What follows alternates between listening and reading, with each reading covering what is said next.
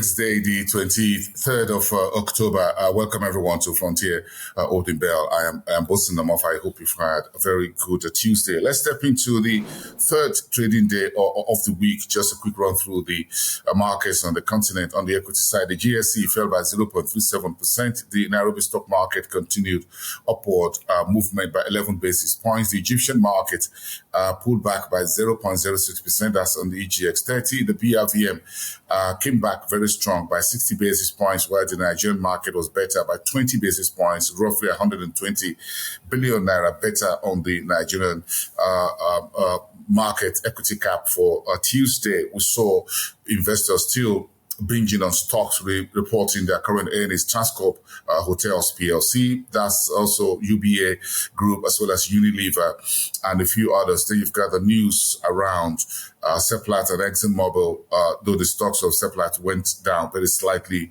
a slight adjustment. Yesterday, just about 0.67%. In the banking sector, we've got quite a number of upside for the trading. The Champion Breweries was also well traded on Tuesday. The Zimbabwe stock market was better by 0.77%, while the Ghana stock market was a little bit positive slightly there. Let's get on to see what's making the headlines across the regions as we get today started. Kenya is looking to stop the exports of avocado because of immature harvesting that's going on in the country. That's not good news for Kenya, Africa's leading avocado exporter.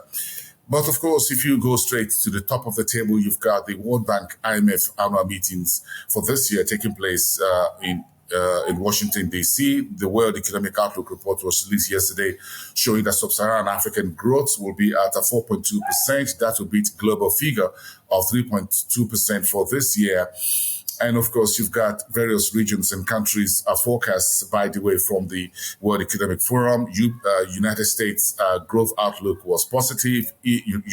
European Union and China was slightly revised lower by the International Monetary Fund. And then you've got the Global Financial Stability Report, which the IMF says the risks are contained in the near term. Those reports were out on Tuesday. Then you got Kenya Revenue Authority is looking to set up a new WhatsApp BOT that will tax invoicing for small traders. The idea is to ensure that everyone is in the tax net, as it were, as the government of President Ruto is looking to support the country's fiscal position. In Rwanda, real GDP is expected to grow 8.3% this year, and the country is targeting $200 million in new investments into its fintech sector. Ethiopia and Egypt says reporting that they've joined the BRICS summit. Of course, they are attending the Kazan locations BRICS summit hosted by President Vladimir Putin of Russia for the first time. And that's this week. The BRICS summit is a 3-day event, and that should be coming to an end tomorrow. Keep those headlines in mind. Let's move to West Africa, where the West Africa's Development Bank, the BOAD, says it's launched a new $350 million, the first of its kind disaster-linked loan for Togo, for Benin Republic, for Cote d'Ivoire, and for Senegal. Those 4 countries will be the first. It's a kind of an arrangement or initiative that could be replicated across Africa, supporting countries going through drought and the impact of climate change. That announcement came yesterday from the BOAD. OPEC, however, reported yesterday, Tuesday, that it held a meeting of the Board of Governors in Vienna. That's where its headquarters is based in Austria. The Nigerian economy is forecast by the IMF to grow 3.2% next year, our inflation to dip to 25%, according to the latest World Economic Outlook. And the gap between South Africa and Cote d'Ivoire's Eurobond are likely to narrow if the next level of rating is positive for Cote d'Ivoire.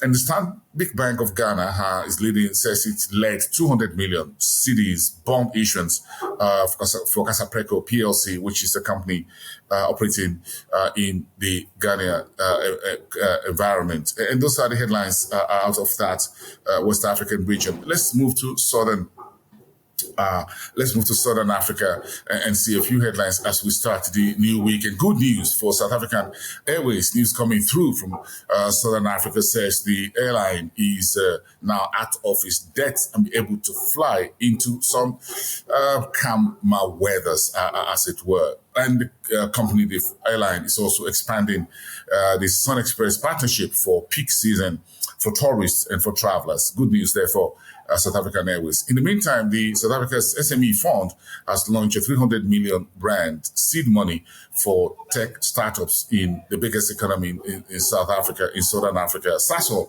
shares slumped on Tuesday because of a disappointing performance. We're expecting the full earnings to come out in the next couple of days and week. And the BSE, that's Botswana Stock Exchange, says yesterday was the highest single-day turnover of about 412 million Botswana Pula transactions on the stock exchange for the BSE. Congratulations. Nice.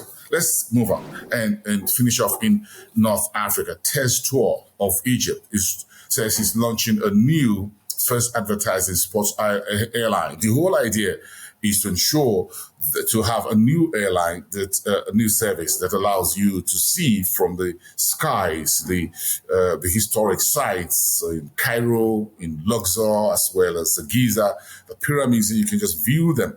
This is called an advertising sports airline that will further showcase the tourism, the rich tourism that Egypt has as one of the iconic travel destinations on the African continent. Quite an innovation there. Then Afreximbank said it's signing a 245 million euros Africa Sports broadcast deal or agreement with New World Television. That was also announced out of Cairo, where Afreximbank is headquartered. In the meantime, Suez Canal Bank is offering 1.2 billion pounds in credit to the Matco Group.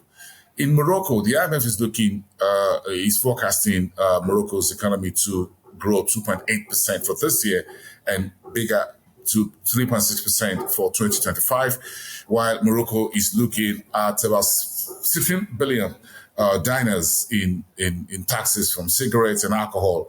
And that's the country's looking to use that to power its economic growth for that. And those are some of the headlines as we get Wednesday up and running across Frontier Africa. That's your opening bell for today from Frontier Africa Reports. I am Bosin Namofa. Have a great day. Thanks for watching. See you soon.